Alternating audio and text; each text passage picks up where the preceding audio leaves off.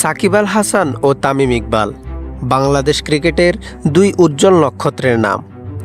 বাংলাদেশ ক্রিকেটকে যারা অনন্য উচ্চতায় নিয়ে গেছেন তাদের মধ্যে সবার উপরে থাকবে তাদের নাম। দুজনেই বহুদিন যাবৎ ওয়ানডে ক্রিকেট থেকে দূরে আছেন বিভিন্ন কারণে। তবে আসন্ন চ্যাম্পিয়ন্স ট্রফি 2025-এ বাংলাদেশের জার্সি গায়ে কি দুজনকে একসাথে মাঠে দেখা যাবে? ভক্ত সমর্থকদের মনে উকি দিচ্ছে এমন আশার প্রশ্ন। প্রথমে বলছি সাকিব আল হাসানের কথা। ওয়ানডে না খেললেও টেস্ট ও টি-20-তে নিয়মিতই ছিলেন বাংলাদেশে এই কিংবদন্তি অলরাউন্ডার। সম্প্রতি এক ইস্যুর কারণে নিজ দেশের মাটিতে কেরিয়ারের শেষ টেস্ট ম্যাচটি খেলতে পারেননি তিনি, যেখান থেকেই মূলত চ্যাম্পিয়ন্স ট্রফিতে তার দলে থাকা নিয়ে প্রশ্ন উঠছে। তবে বিসিবি থেকে বিশ্বস্ত সূত্রে জানা গিয়েছে, বিদেশের মাটিতে সাকিব আল হাসানের খেলার ক্ষেত্রে বিসিবি ও সরকারের পক্ষ হতে কোনো বাধা নেই।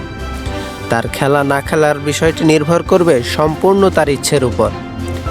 যে কারণেই তার নিজের ইচ্ছেতেই রিফ্রেশমেন্টের জন্য আফগানিস্তান সিরিজে খেলেননি তিনি।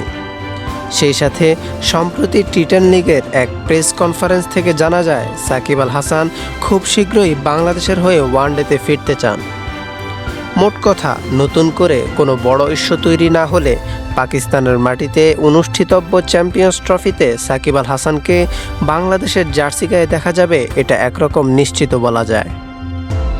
এবার আসি তামিম ইকবালের কথায়। তামিম ইকবালের বর্তমান অবস্থা হলো তিনি চ্যাম্পিয়ন্স ট্রফি খেলবেন না। তবে সম্প্রতি বাংলাদেশি ওপেনারদের পারফরম্যান্স তেমন একটা ভালো যাচ্ছে না।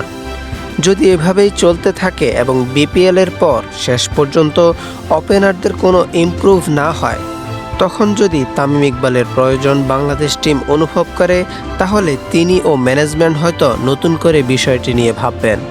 তবে দর্শক সমর্থকরা সবাই চায় দুজনেই একসাথে বাংলাদেশের হয়ে মাঠে আবার ফিরে আসুক, এবং তাদের সাথে মাহমুদুল্লাহ ও মুশফিকের কম্বিনেশন বাংলাদেশ টিমকে কতটা শক্তিশালী করবে তা আর বলার অপেক্ষা রাখে না।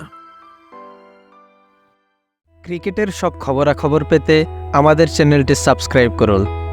আপনার ভালো লাগা খারাপ লাগা আমাদের সাথে শেয়ার করতে অবশ্যই ভুলবেন না। আপনার গুরুত্বপূর্ণ ফিডব্যাক আমাদের পথ চলাকে সুগম করবে। ধন্যবাদ।